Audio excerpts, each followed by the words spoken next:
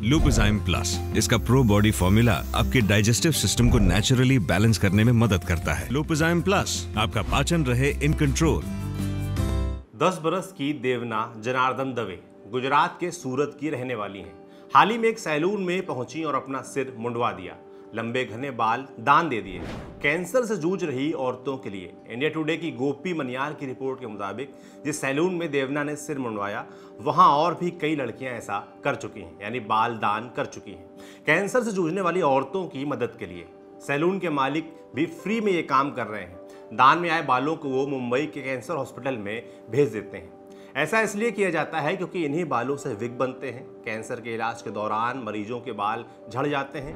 ऐसे में कई महिला पुरुष सिर पर नकली बाल यानी विग पहनना प्रेफर करते हैं। इससे पहले कि ये जानकारी जानकर आप बोरिया बिस्तर बांध ले, हम आपको बता देना चाहते हैं कि देवना के नेक काम और विग के बहाने भारत समेत दुनिया में पसरे बाल के बिजनेस के बारे में चौंकिए मत, कतई फैला हुआ है ये बिजनेस। भारत और चीन तो बाल के व्यापार में सबसे आगे हैं। दोनों देश दुनिया के कई हिस्सों में विग और बाल ट्रांसपोर्ट करते हैं। अब ये आंकड़े देना बहुत भारी भोजन हो जाएगा, इसलिए स्टार्टर से शुरू करते हैं, यानी घर से। बचपन में एक बार मैंने देखा कि मम्मी कंघी करने के बाद झड़े हुए बाल फेंकने के बजाय इकट्ठा करते दिख रही थी। सवाल आया कि ऐसा क्यों कर रही हैं। उन्होंने बताया कि एक औरत कुछ महीने में मोहल्ले के चक्कर लगाती है। लोग जो बाल इकट्ठा करके रखते हैं उन्हें ले जाती है, बदले में कोई बर्तन या कुछ और छोटा मोटा सामान देती है। द हिंदू में छपी एक रिपोर्ट के मुताबिक चेन्नई के कुछ गांवों में ऐसे ही डोर टू डोर बाल इकट्ठे करने वाले लोग बालों के वजन के हिसाब से पैसे देते हैं। 1 ग्राम बाल के बदले 1 रुपए। जैसे अगर कोई महिला 50 ग्राम बाल देती है तो उससे 50 रुपए मिलेंगे।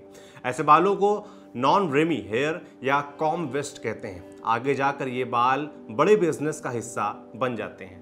आप जो बाल सैलून या पार्लर में कटवाते हैं, मंदिरों में आस्था के चलते दान करते हैं, उन्हें भी फेंका नहीं जाता। बाकायदा विग और एक्सटेंशन बनाने यानी नेचुरल बालों को घना बनाने वाली कंपनियों को बेचा जाता है। अब चलते हैं थोड़ा इतिहास में। एग्जैक्टली किस बरस बालों के बिजनेस की शुरुआत हुई ये तो साफ साफ पता नहीं चलता, लेकिन स्मिथ सोनियन मैगजीन की एक रिपोर्ट के मुताबिक 1840 के आसपास बालों के व्यापार के बारे में पहली दफा मेंशन किया गया था। फेमस इंग्लिश राइटर थॉमस एडोल्फ्स ट्रालोप ने फ्रांस के ब्रिटनी के कंट्री फेयर के बारे में लिखा था, मुझे सबसे ज़्यादा बालों के डीलर्स ने हैरान किया। उस भीड़ में बालों के 3-4 खरीदार भी मौजूद थे।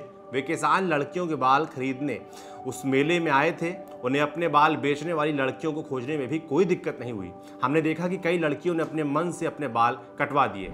फ्रांस के गांवों और कस्बों में बाल बेचने के लिए नीलामी तक होती थी। हार्पर्स बाजार ने 1873 में लिखा था, बाजार के बीच में एक मंच बनाया गया है जहां बारी बारी से युवा लड़कियां आती हैं और नीलामी लगाने वाले बोली लगाना शुरू करते हैं। कोई सिल्क के रुमाल ऑफर करता है, कोई सफ़ेद कपड़ा, तो कोई हाई हील के जूते वगैरह वगैरह। आखिर में जो सबसे ज़्यादा बोली लगाता है बाल उसे मिलते हैं। लड़की कुर्सी पर बैठती है, उसके बाल काट दिए जाते हैं। यूरोप और अमेरिका के कई हिस्सों में हेयर पीस, विग वगैरह बनाने के लिए बालों की ज़रूरत बढ़ती जा रही थी। ऐसे में बाल देने वालों और बाल कलेक्टर्स की भी ज़रूरत बढ़ रही थी। Switzerland, Germany, France, Italy, Sweden और रूस की लड़कियां बाल बेचने लगीं। ये भी रिपोर्ट्स हैं कि 19वीं सदी के आखिर तक फ्रांस समेत कुछ जगहों पर हेयर पेडलर्स पहले से ही लड़कियों के बालों को बुक कर लेते थे, उन्हें एडवांस पेमेंट देकर, और 3 से 4 साल बाद जब बाल अच्छे बड़े हो जाते थे उन्हें काट कर ले जाते थे। धीरे धीरे हाई क्लास की औरतों ने बड़े हैट पहनने शुरू कर दिए। उन्हें सिर पर अच्छे से अटकाने के लिए घने बाल चाहिए होते थे। ऐसे में उन्होंने ओरिजिनल बालों के साथ कुछ नकली बाल भी लगाने शुरू किए। अब बालों की डिमांड और बढ़ गई थी। कैथोलिक देश जैसे फ्रांस, स्पेन और इटली के कॉन्वेंट्स इसमें बड़े काम आए। कॉन्वेंट्स में आने वाली नई लड़कियों के बाल रस्म के तौर पर काट दिए जाते और बेच दिए जाते। इन सब के बाद भी बाल के कारोबारियों को कमी महसूस होती रही। इसके लिए फिर जापान की लड़कियों के बाल इंपोर्ट किए गए, लेकिन इंग्लिश मार्केट में उनकी कोई धाक नहीं जम पाई। उसके बाद यूरोप और अमेरिका के बाल कारोबारी पहुंचे चीन के पास। चीन से आने वाले बालों को खूब पसंद किया गया। फिर आया पहले विश्व युद्ध का वक्त। 1914 से 1918 तक बालों की सप्लाई पर असर पड़ा।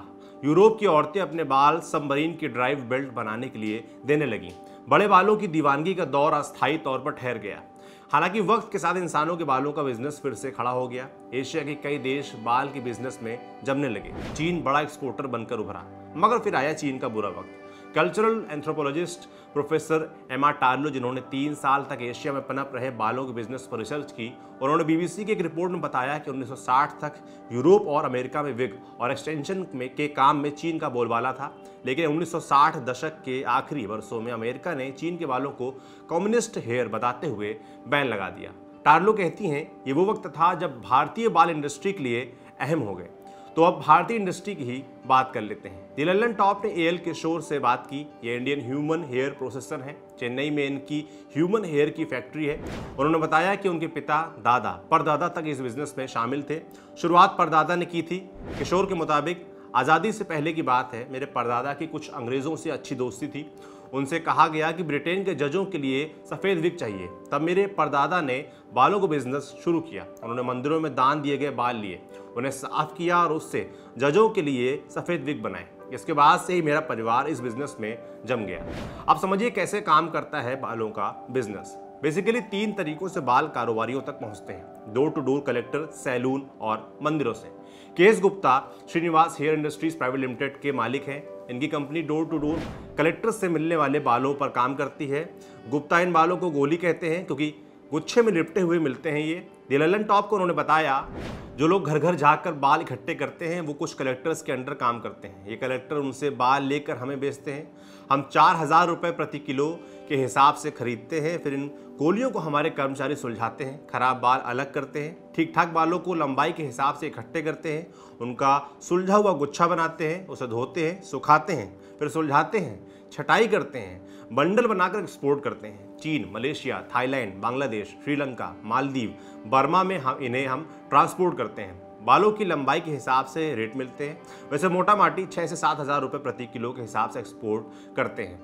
उन देशों में इनके कस्टमाइज विग भी बनाए जाते हैं। केएस गुप्ता ने बताया कि दक्षिण भारत के कई मंदिरों में जो बाल दान किए जाते हैं, उन्हें बेचने के लिए मंदिर की एक टीम नीलामी करती है। तिरुमला वेंकटेश्वर मंदिर की अगर बात करें तो वहाँ 2-3 महीनों में इकट्ठा हुए बालों की लंबाई के हिसाब से अलग किया जाता है।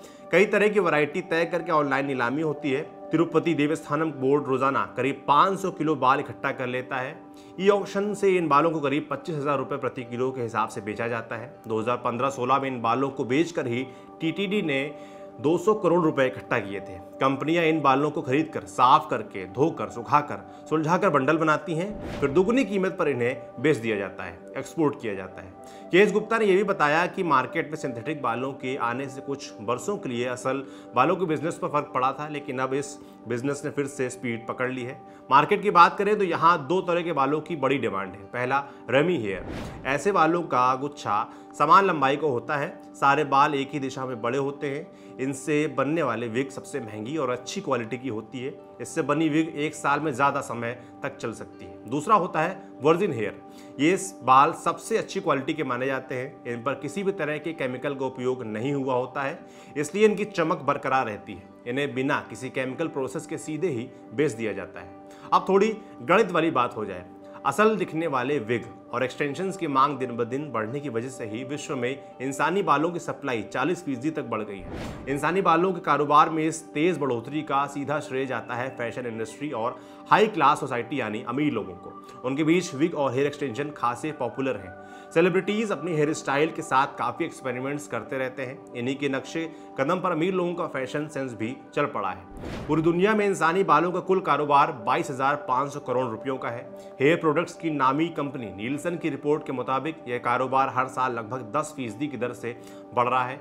आंकड़े बताते हैं 2023 तक ये कारोबार 75,000 करोड़ रुपए तक का हो जाएगा। 2018 में अकेले भारत ने 250 करोड़ रुपए को बालों का कारोबार किया। ये दुनिया के कुल एक्सपोर्ट्स का लगभग आधा है। डेनियल वर्कमैन की रिपोर्ट के मुताबिक कुछ ऐसा है इंटरनेशनल मार्केट। 2014 से लेकर अब तक इस कारोबार में लगभग 40% इजाफा हुआ है। स्टैटिस्टा एस्टिमेट्स के मुताबिक दुनिया भर में बालों की मार्केट वैल्यू कुछ ऐसी रहेगी। तो छोटे और रफ बालों का इस्तेमाल सॉफ्ट टॉय, गद्दे, कपड़े, खाद और दवा वगैरह बनाने में भी किया जाता है। सबसे ज़्यादा बाल खरीदने वाले देशों में चीन का नाम सबसे ऊपर है। यहाँ विग और एक्सटेंशन बनाने के सबसे ज़्यादा कारखाने हैं। चीन के बाद अमेरिका, अफ्रीका और यूरोप के देशों का नाम इंसानी बाल खरीदने वाले देशों की लिस्ट में आता है। यानी आप जिन बालों को ऐसे ही फेंक देते हैं, सैलून में कटवा कर छोड़ आते हैं, दान दे देते हैं, उनसे बनने वाले विग लाखों रुपयों में बिकते हैं। और गजब की बात तो ये है कि विग पहनने वालों को भी ये नहीं पता होता कि किस देश की महिला के बालों से ये बना है। तो ये बालों की जानकारी आपके लिए लाई थी हमारे साथी लालिमा। देखते रहिए दी लल्लन टॉप।